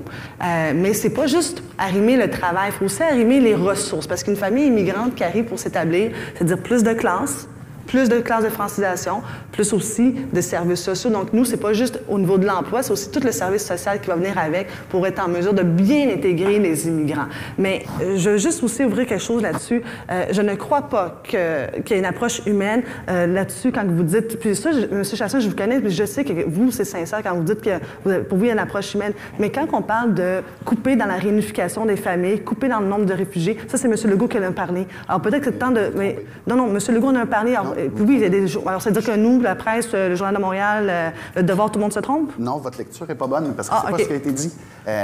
Donc, mais il voulait renégocier avec Ottawa l'accord qu'il y a avec, qu'on a signé en 1991, qui est pour la réunification des familles. C'est logique là, de renégocier avec Ottawa des compétences, notamment parce que, évidemment, il n'y a pas une capacité illimitée, il faut le reconnaître, il n'y a pas une capacité illimitée d'intégration à la société québécoise. Évidemment, les réunifications familiales, puis on le sait, hein, l'histoire est souvent, puis il y a des exceptions, là, mais l'histoire est souvent, par exemple, que des travailleurs viennent s'installer ici. Ce sont donc des immigrants économiques qualifiés qui viennent ici et qui, par la suite, par exemple, font venir qui un conjoint, qui les parents, etc. Donc, les réunifications familiales sont directement proportionnelles, en grande partie, à l'immigration économique. Ce qui fait que, vous voyez, tout à coup, il n'y a pas d'enjeu de ne pas réunir des familles. Au contraire. Non, c'est juste que M. Legault a dit qu'il voulait négocier avec le premier ministre Justin Trudeau pour au niveau de diminuer aussi au niveau des réunifications des familles et le nombre de réfugiés. Et c'est pour ça que là-dessus, moi, je trouve... Et qui va de soi, là. Mme Risky, soyons clairs. On a quand même signé la Convention de Genève avec les droits de l'homme, puis là-dessus, on doit faire notre... Là, on parle des réfugiés. On confond pas mal. Non, on confond pas. On va laisser M. Chassin peut-être pour répondre. Simplement, il faut reconnaître qu'il y a une certaine proportionnalité entre les réunifications familiales et l'immigration économique. Et puis, pour les réfugiés, effectivement, ça, il y a des conventions et c'est correct. Il faut ensuite négocier avec le fédéral pour savoir si on en accueille énormément. Et là, on parle, par exemple, de voies d'accès terrestres qui font que le Québec est particulièrement privilégié pour beaucoup de réfugiés, alors que, et là, j'ai besoin que vous reconnaissiez qu'il y a une capacité d'accueil maximale. Ou alors, dites-nous combien vous allez accueillir d'immigrants dans les prochaines années. Je sens que M. Leduc veut réagir. J'aimerais peut-être répondre. C'est une chose de parler des seuils, puis là, tout le monde a son chiffre, etc. C'est un débat qu'il faut faire, c'est correct. Mais que faire avec les personnes qui sont déjà ici? 2 chiffres. Les immigrants arrivés depuis 5 ans et moins ont un taux d'emploi de 65,8 % alors que ceux des gens nés au Canada est de 86,2 %. Le taux de chômage des immigrants au Québec est presque le double de celui des personnes nées au Québec. Dans un contexte de pénurie d'emploi, avec un contexte de montée des idées de droite avec la meute, etc., qu'est-ce que ça veut dire? Ça veut dire qu'il y a peut-être un problème, puis on va le nommer, ça s'appelle le racisme systémique. Et il y avait un projet mis de l'avant par le Parti libéral de faire une commission d'enquête sur le racisme systémique. Malheureusement, le PQ et la CAQ ont décidé de faire un peu de petite politique en disant que ça allait être le procès des Québécois, ce qui est complètement ridicule. Nos amis de l'Ontario ont fait une commission d'enquête similaire, dans la paix, dans la sérénité, ils sont arrivés avec des propositions, ils sont en train de les mettre en pratique. Et ce qui m'a le plus déçu, ce n'est pas tellement la réaction des deux partis, auxquels je vous avoue, je m'attendais un peu, c'est la réaction finale du Parti libéral, qui se prétend être l'ami des communautés culturelles et au final a décidé de reculer, d'annuler, de faire un pas de recul, ce projet-là qui était fondamental pour se poser des vraies questions. Parce qu'au final, comment se fait-il que cette situation-là perdure? Il y en a des immigrants ici qualifiés, mais ils ne sont pas capables de se trouver des emplois. Et c'est très bien reconnu par la littérature scientifique. Quand votre nom de famille a une consonance arabo-musulmane, il y a des bonnes chances que ce ne soit pas votre CV qui se retrouve à être convoqué pour les entrevues. Comment on va faire pour régler ce problème-là? Il n'y a pas nécessairement une politique nationale qui peut être faite pour se ramasser dans chacun des entrevues qu'on va faire pour nos entreprises respectives, mais il y a certainement une discussion qu'on doit faire, et une discussion collective, et là-dessus, malheureusement, il y a un bateau qu'on a manqué, et j'espère bien qu'on aura l'occasion de le reprendre dans les prochaines années. Monsieur Hossan, Mme Risky par la suite. Oui, il y a une petite attaque ici là, sur la commission racisme systémique. En fait, il y a une définition du barreau du racisme systémique, mais ma mère ne lit pas cette définition-là. Et ça sonne un peu que c'est un système qui a été érigé pour être raciste. Ça sonne un peu apartheid. Le Parti québécois est évidemment opposé à toute forme de discrimination, puis on veut des solutions systémiques à la discrimination. Mais d'appeler ça racisme systémique dans la tête des gens qui ne suivent pas ça à temps plein, c'est un peu dire aux Québécois que c'est des racistes, et on n'aimait pas ça du tout. Sur le plan de votre question précise sur la grille, j'ai parlé un peu tantôt du système d'appariement entre les entreprises qui déclareraient dans leur rapport d'impôt leurs besoins en main-d'œuvre et l'appariement avec le ministère de l'Immigration. Donc ça aiderait déjà à faire l'appariement entre les besoins et l'offre. Et on veut aussi donner un poids substantiel à la connaissance du français parce que, évidemment, pour des cas de réfugiés, on accueille à bras ouverts comme on a toujours fait. Mais dans les cas d'immigration dite normale ou immigration économique, les gens qui ne parlent pas français, quand ils arrivent ici, ils ont beaucoup de difficultés à s'intégrer. 90% de ceux qui font le cours de francisation l'échouent. Donc, si les gens qui arrivent ici parlent déjà français, puis c'est presque 300 millions de locuteurs français dans le monde, c'est pas un bassin qui est petit, là, on ne manque pas de main-d'œuvre potentielle. On pense que c'est un élément du succès pour l'avenir, en fait, de l'immigration. Puis il y a aussi des gens dont le taux de chômage est très élevé, qui sont nés au Québec, c'est les populations autochtones.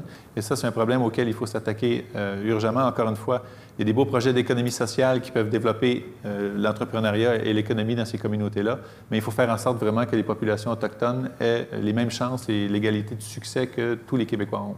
Le gouvernement ontarien a fait le même exercice sur le racisme systémique, mais ils n'ont pas traité leurs citoyens de racistes. Pourquoi ils ont réussi à le faire, mais nous, au Québec, on ne serait pas capable. Mais c'est le terme. Peut-être que nous, on avait un historique avec la Charte des valeurs, puis que ça fait mal déjà au Québec. C'est le moment de le On a eu aussi l'historique de la bras. commission Bouchard-Taylor qui a aussi fait des séquelles au Québec. Puis je pense que les Québécois sont fatigués des chicanes. Ça, c'est la réalité.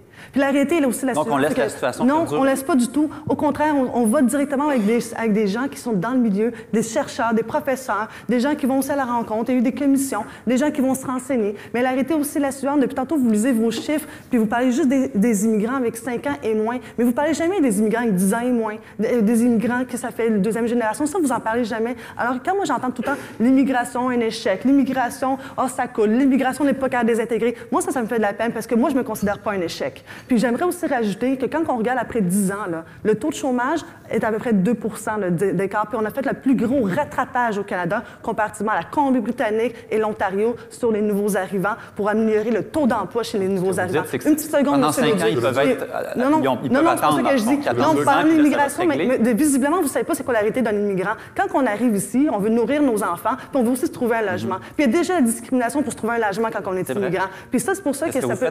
Qu'est-ce que les gens font? Souvent, ils vont prendre un emploi, puis des fois, ils n'arrivent pas à aller faire la compétence ou l'équivalence. Des fois, par exemple, le barreau... Alors, le mot de la fin sur ce thème... Mais le mot de la fin est le suivant. Allez-y, je vais après ça, M. Hossan, très brièvement, s'il vous plaît. Le mot de la fin est le suivant, c'est que si on veut intégrer bien nos immigrants, regardez la communauté maghrébine, elle est francophone. Alors, pourquoi ils ont de la difficulté? Bien oui, parce que des fois, il y a des préjugés. Alors, il faut travailler, puis ça commence par le leadership des élus qui doivent arrêter d'avoir un discours qui mène sur la peur puis qui sort les épouvantails par rapport aux immigrants. Merci, Mme Risky. M. Hossan, quelques quelques mots pour la Oui, conclusion ça de commence ce aussi thème. par des mesures concrètes. Au Parti québécois, on a soumis 20 mesures pour l'intégration en emploi, entre autres un guichet unique de la reconnaissance des compétences, donc ça irait beaucoup plus vite. Aussi, un système de CV anonyme pour que Jonathan Tremblay ait pas plus de chances que Mustapha, les noms de famille m'échappent, mais bref, que les CV soient anonymes, donc à compétences égales, chance égale. Donc, il y a des mesures concrètes qu'on peut mettre en place, pas juste dire qu'il faut que les élus parlent de façon plus amicale. Il faut mettre des mesures concrètes en place et le Parti québécois en a soumis 20 de mesures comme ça. Ouais, mais monsieur Hassan, en entrevue, merci. là. Nous allons maintenant passer à la conclusion. C'est ce qui met fin à nos 3 blocs. Donc, 3 minutes par candidat pour nous résumer quelles sont les positions de vos partis respectifs en matière de main-d'œuvre et de ressources humaines. Donc, dans l'ordre, M. Chassin, M. Leduc, Mme Risky et M. Hassan. Donc, votre 3 minutes débutent maintenant, M. Chassin. Merci beaucoup. Évidemment, il y a des discussions animées sur des thèmes qui nous distinguent. Et il y a un certain nombre, dans le fond, d'enjeux qui peuvent nous réunir aussi, dont on parle moins. Alors, on en a évoqué certains, mais par ailleurs, je pense, et c'est fondamental, qu'il faut avoir un diagnostic clair de la situation et des problèmes si on veut les régler. Parce que de dire tout est beau et tout va bien, parce qu'on est fier d'être Québécois, on ne va absolument rien voir comme problématique, mais c'est là où on se met un peu la tête dans le sable. J'ai l'impression qu'il y a, dans ce débat politique, dans cette campagne politique, évidemment une couverture là, qui parle de ce qu'on appelle la course de cheval, hein, un tel qui passe en premier, qui attaque l'autre, le sondage, etc.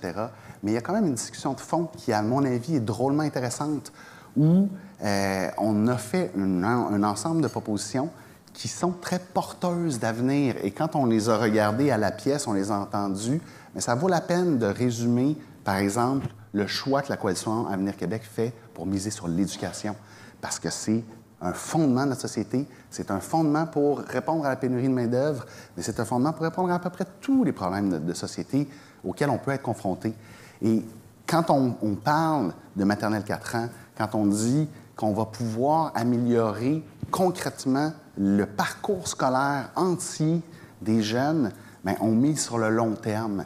Et effectivement, on a aussi des efforts à faire au secondaire pour limiter le décrochage. Il ne faut pas juste les raccrocher, il faut éviter qu'ils décrochent. Donc, on a une vision en termes d'éducation qui est très forte et on a une vision en termes d'économie qui est très forte et on mise sur une équipe économique qui est très forte. En fait, probablement la meilleure équipe économique qu'on a vue depuis des décennies au Québec et que la Coalition Avenir Québec présente. Alors, je pense qu'on a les moyens d'avoir de l'ambition au Québec.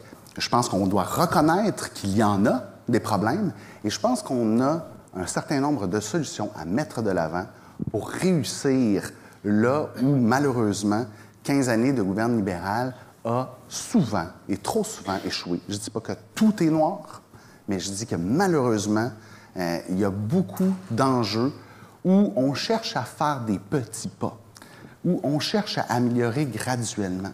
Ce n'est pas nécessairement négatif, mais ça manque d'ambition.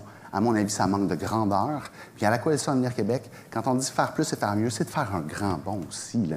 On doit changer concrètement nos façons de faire pour s'adapter à une réalité qui nous le demande et qui présente des opportunités, mais qu'on doit saisir. Alors, c'est essentiellement ça qu'on se propose de faire et ce qu'on propose aux Québécois pour gagner leur confiance le 1er octobre prochain. Merci beaucoup. Monsieur Leduc. Merci. La question de la pénurie de main-d'œuvre est un réel problème. Il faut s'y attaquer. On a 3 axes pour le faire. D'abord, améliorer les conditions de travail de base. On a parlé aujourd'hui du salaire minimum à 15 $ de l'heure, de meilleures conditions de travail pour les gens qui sont au bas de l'échelle, des meilleures normes du travail, plus de congés, droit à la déconnexion. On pense que ça permettrait de faire un effet positif sur la rétention de la main-d'œuvre dans plusieurs secteurs. Maintenant, sur la question de l'éducation, il faut une main-d'œuvre qualifiée, il faut une éducation de masse. On a parlé de lutte à l'analphabétisme, on a parlé de gratuité scolaire pour lever les freins à l'entrée à la scolarisation, surtout jusqu'au doctorat. On a parlé de reconstruire nos écoles parce qu'elles sont en ruine, particulièrement à Montréal. On a aussi des gens qu'on accueille ici depuis des années, une main-d'œuvre qui est qualifiée, malheureusement qui ne retrouve pas toujours son compte sur le marché du travail pour toutes sortes de raisons. Alors, il va falloir travailler sur la question du racisme systémique, il va falloir travailler sur la question de la reconnaissance des diplômes et il va falloir faire un meilleur maillage entre les besoins en région et les disponibilités d'emploi, les disponibilités des immigrants et migrantes qui sont souvent concentrés à Montréal. Donc, avec des carrefours d'accueil des migrants, on est en mesure de faire ce maillage-là de manière plus ordonnée. Mais tout ça pour faire quoi? Parce que oui, la pénurie de main-d'œuvre est un problème, mais au final, le plus gros problème auquel on fait face dans notre société actuelle, c'est la question des changements climatiques, c'est la question de l'environnement. Pas la pénurie, mais la canicule qu'on a connue cet été et la bande-annonce du mauvais film qui s'en vient. Les changements climatiques, c'est pas un truc lointain dans 15-20 ans, c'est maintenant. On commence à ressentir maintenant les effets de ce problème-là. Il faut donc faire un changement de cap fondamental pour réussir à gagner cette bataille-là. Et pour y arriver, il va falloir avoir de la main-d'œuvre qualifiée, il va falloir avoir du monde au travail pour mettre des projets de l'avant et aller au bout de cette logique-là. Notamment, on a la question du transport collectif, de la mobilité de la main-d'œuvre. Il va falloir aller de l'avant avec le Grand Montréal Express, plus de stations de métro, plus de transports interurbains, plus de lignes de métro à l'intérieur de Montréal. On veut réduire de moitié le prix de la passe d'autobus pour aider la classe moyenne, la classe ouvrière avec la pression financière que ça représente, mais également générer de l'emploi, générer de la croissance économique. On veut aller de l'avant avec l'électrification des transports, ne serait-ce que les transports collectifs, mais également la question de la voiture. Vous avez sûrement entendu parler de notre proposition d'interdire la vente des autos uniques à l'essence d'ici 2030. Et finalement, sur la question de l'environnement, c'est un peu malheureux parce qu'on est un peu seul sur la patinoire en ce moment. On a le Parti québécois qui ne sait plus trop sur quel pied danser. Ils ont proposé quelques mesures récemment qui sont souvent inspirées des nôtres, tant mieux, mais par rapport à leur bilan du dernier gouvernement, on peut douter de ce qui va arriver. On a la CAQ qui a la pire note au niveau environnemental des groupes qui ont fait l'analyse des plateformes et qui n'a absolument rien dans son cadre financier qui traite d'environnement. Et on a le Parti libéral qui parle d'austérité, de forage de pétrole dans nos rivières, dans nos lacs. C'est désolant. Alors, selon nous, la question de l'urne cette année, ce n'est pas l'immigration, c'est l'environnement, c'est le défi de notre génération, c'est un défi d'équité intergénérationnelle. Et à Québec solidaire, on se donne les moyens d'y arriver pour gagner cette bataille-là. Merci M. Leduc. Mme Ritsky, 3 minutes à vous. Bon, ben, la question de l'urne, je vais vous la laisser dans l'urne à vous tous. Mais je crois qu'effectivement, pour notre économie, c'est vrai que les indicateurs sont ouverts. Il y a vraiment eu quelque chose qui s'est passé au Québec. On a été capable d'augmenter notre productivité. On a été capable aussi d'augmenter nos exportations. Maintenant, avec la pénurie de main-d'œuvre, on doit s'assurer que toutes les entreprises sont capables de répondre aux bons de commande et ne soient pas forcées à refuser des offres et des opportunités. Il y en a qui vont parler d'échecs. Il y en a qui vont parler de problématiques. Moi, j'ai envie de parler de défis et d'opportunités. Avec, justement, cette pénurie de main-d'œuvre, on est capable de se dire, bon, OK, comment on fait pour les combler? Puis oui, l'immigration, c'est une des solutions. C'est pas la seule solution, mais ça nous permet aussi d'avoir des gens qui ont été formés à l'étranger. Je reprends avec l'exemple avec la France. C'est presque 800 ingénieurs qui sont venus ici au Québec avec un permis d'exercice. Nos infirmières aussi de France. On va être capable vraiment d'aller chercher de plus en plus des gens qui sont formés à l'extérieur, qui vont être en mesure de nous aider à répondre à cette pénurie de main-d'œuvre. Mais ça va être aussi en augmentant le virage de l'innovation dans nos industries. Il faut vraiment avoir le virage numérique qui est fait partout, mais aussi au niveau de l'automatisation pour être encore plus efficace. Et ça, c'est une des façons qui va nous aider sur la scène internationale à rester compétitifs, puis d'être fiers de produire et d'exporter nos produits québécois. Puis là, vous avez compris qu'on ne veut pas juste exporter aux États-Unis, hein, parce que des fois, c'est un peu plus compliqué, dépendamment de qui loge à la Maison-Blanche. Alors oui, on va négocier avec l'Union européenne. Oui, on va à l'extérieur. Récemment, j'étais avec la Chambre de commerce de Ville-Saint-Laurent et Ville-Mont-Royal. Et il y avait vraiment un beau groupe d'investisseurs chinois qui venaient rencontrer nos entreprises d'ici du Québec parce qu'ils veulent voir nos produits, puis ils veulent en acheter de nos produits. Et ça, c'est comme ça qu'on développe d'autres partenariats. Mais aussi, on veut avoir des jeunes qui vont être qualifiés pour nos besoins. Et c'est pour ça qu'on réinvestit de façon importante en éducation.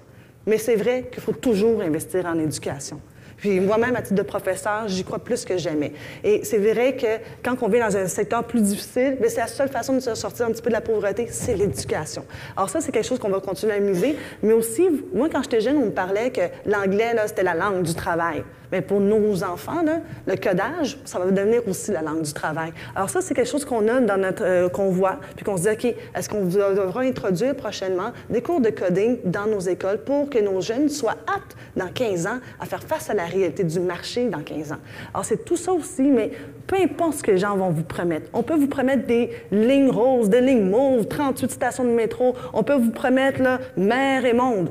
Mais si on n'a pas d'argent, aussi, au contraire, on dit qu'on va couper les impôts des gens de la classe moyenne ainsi que des riches, peut-être qu'on n'aura pas assez d'argent pour justement financer tous nos services publics. Et si on n'a pas de services publics, on n'est pas capable d'attirer aujourd'hui, avec un marché aussi compétitif, de la main-d'œuvre qualifiée en territoire québécois, parce que c'est un des arguments de vente des entreprises, c'est tout le réseau public qu'on est capable d'offrir à nos employés. Merci, Mme Risky. M. Hassan? Bien, d'abord, merci beaucoup tout le monde d'avoir pris le temps d'être ici ce matin. Merci à ceux qui nous écoutent sur le web aussi.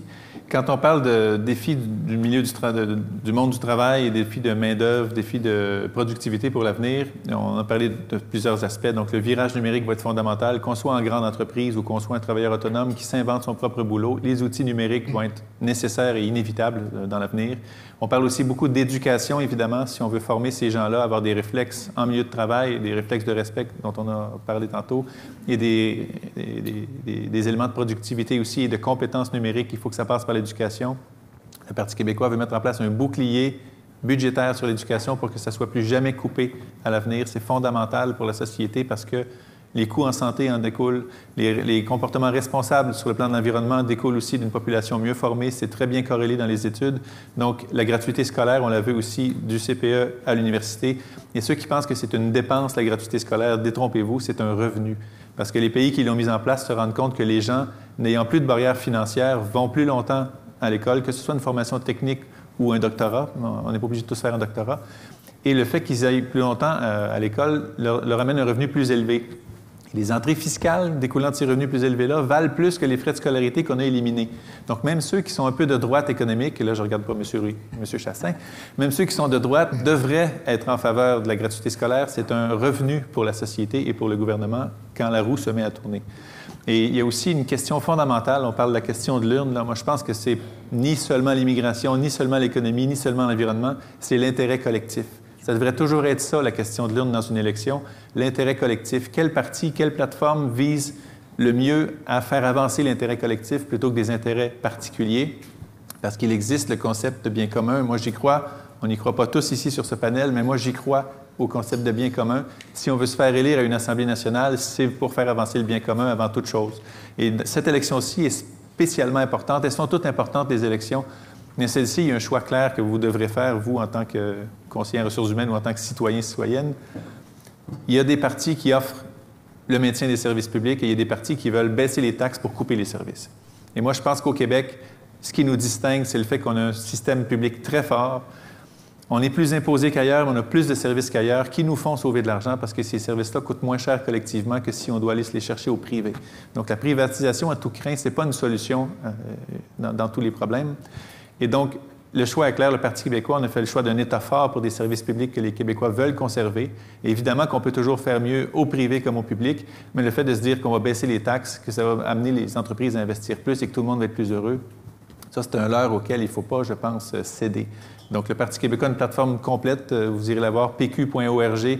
Dans tous les secteurs imaginables d'une société, il y a une plateforme complète. Le programme fait 100 quelques pages. Donc, vous aurez un masse de lecture. Donc, merci beaucoup pour votre attention et au plaisir d'en discuter en personne. Merci beaucoup, beaucoup à vous quatre. J'inviterai Marianne Plamondon, présidente de l'Ordre, à vous dire le mot de la fin. Alors, ceci clôt notre débat organisé par la Fédération des chambres de commerce et par l'Ordre des CRHA. Il va sans dire que les défis sont de taille, ils sont multiples, mais chose certaine, une chose que j'étais contente d'entendre aujourd'hui, c'est que les partis sont bien au fait de la position de l'Ordre sur plusieurs des éléments qu'on a mis de l'avant, notamment en commission parlementaire, Manon et moi, dans les derniers mois et sur différents sujets. Et je pense qu'il faut réitérer que l'Ordre peut être un acteur clé aussi dans ces débats-là de société et également, surtout, nos membres qui, en en entreprise peuvent être des facilitateurs pour justement aider notamment à l'intégration des immigrants, la question des reconnaissances des compétences. Nos membres sont formés dans le domaine, c'est ce qu'ils font tous les jours et ils sont pris avec ces questions-là à tous les jours. Donc, je pense que c'est important de les garder en tête dans tous ces débats-là. Alors, merci beaucoup à vous. Merci d'avoir été là. C'était un plaisir de vous entendre. On avait hâte de vous entendre, puis vous avez été clairement tous à la hauteur. Merci aussi à ceux en ligne, en webdiffusion. C'est fun que vous soyez là.